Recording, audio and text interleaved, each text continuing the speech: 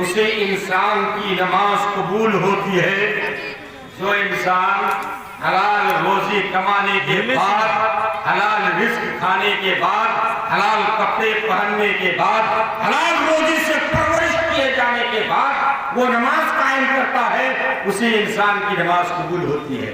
اللہ کے نبی نے ایک مسافر کی مثال دی، ایک مسافر کا حال بیان کیا۔ ایک ایسا مسافر جو راستہ چلتے چلتے تھک چکا ہے، بڑا گندا بال ہے، غبار آلود ہے، غبار سے پیر ہاتھ اٹا ہوا ہے، وہ تھک ہار کر کے بیٹھ جاتا ہے اور اپنے دونوں ہاتھ کو آسمان کی جانب اٹھاتا ہے اور کہتا ہے یا رب یا رب ومطعمہ حرام وملبسہ حرام وغذی بالحرام عنا یستجاب لہ۔ اللہ کے نبی نے فرمایا کہ دیکھیے وہ انسان بیٹھ کر کے کہتا ہے میرے پروردگار، اے میرے پروردگار، تو میری تھکان کو دور فرما دے، میری پریشانیوں کو دور فرما دے، میری مشکلات کو دور فرما دے۔ حالانکہ اس کا کھانا حرام ہے، اس کا پینا حرام ہے، اس کا لباس جو لباس سے تنگ کیے ہوا ہے وہ لباس بھی حرام کمائی کا ہے۔ اللہ کے نبی نے فرمایا کہ پھر ایسے انسان کی نماز، ایسے انسان کی دعا کہاں سے قبول کی جائے گی؟ اس کا سیدھا سا مطلب یہ ہے کہ وہی نماز انسان کو برائی اور بے حیائی سے روکتی ہے جو انسان حلال رزق کھانے کے بعد، حلال کپڑے پہننے کے بعد، حلال مشروب پینے کے بعد جا کر نماز قائم کرتا ہے، اسی انسان کی نماز قبول ہوتی ہے۔ اور عند اللہ وہی انسان ثواب کا مستحق بھی ہوا کرتا ہے۔ میرے بھائیو، آج سماج کے اندر ہمارے نوجوان، ہمارے دوست و احباب، کچھ ہمارے بزرگان بھی نماز سے بہت دور ہوتے چلے جا رہے ہیں۔ اپنی اولاد کے لیے بھی آپ دعا کریں۔ آپ کی اولاد صبح 7 بجے 8 بجے بستر کو چھوڑتی ہے اور چھوڑنے کے بعد برش اور ٹوتھ پیسٹ لے کر سڑک پر کھڑا ہو کر کے دانت صاف کرتا ہے، بے حیا کی طرح لب بلا تو بلا کسی روک کے وہ انسان روڈ پہ کھڑے ہو کر کے دانت صاف کرتا 7 بجے 8 بجے بستر کو چھوڑ کر کے، جس کے چہرے پر شیطان نے پیشاب کر رکھا ہے۔ آپ دعا کریں اپنی اولاد کے لیے۔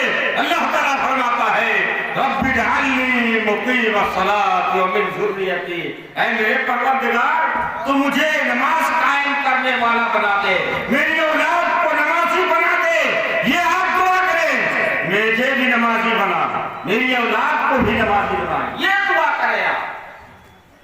تب جا کر آپ نمازی ہوں گے، آپ کی اولاد نمازی ہوں گی، آپ کی بیوی نمازی ہوگی، آپ کی بیٹیاں نمازی ہوں گی، آپ کے بچے نمازی ہوں گے۔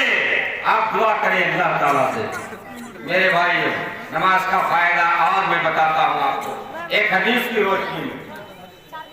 حضرت ابو ہریرہ رضی اللہ تعالیٰ عنہ حدیث کے راوی، وہ بیان کرتے ہیں اتا اعرابی النبی صلی اللہ علیہ وسلم، ایک دیہاتی اللہ کے نبی کے پاس آئے۔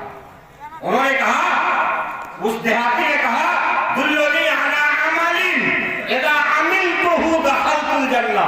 آقا اللہ کے نبی مجھے ایک ایسا عمل بتلائیے کہ میں جس عمل کو کروں تو میں اس عمل کو کرنے کے بعد جنت میں داخل ہو جاؤں، ایسا عمل آپ مجھے بتلائیے۔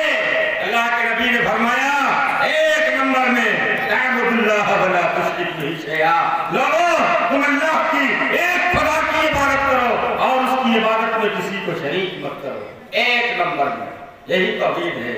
اور دوسرے نمبر میں بتایا وَتُقِيمُ الصَّلَاةَ الْمَكْتُوبَةَ، یہ 5 وقت کی جو فرض نمازیں ہیں، یہ 5 وقت کی فرض نمازیں قائم کرو۔ وَتُؤَدِّ الزَّكَاةَ الْمَفْرُوضَةَ، اور جس انسان کے پاس اتنا مال ہے جو نصاب تک مال پہنچتا ہے اور نصاب کے مطابق اس کو زکوٰۃ ادا کرنی ہوتی ہے، فرمایا کہ وہ انسان فرض مفروضہ زکوٰۃ کو بھی ادا کرتا ہے۔ وَتَصُومُ رَمَضَانَ، اور رمضان جب آتا ہے، ماہ رمضان آتا ہے تو رمضان کے روزے بھی رکھتا ہے۔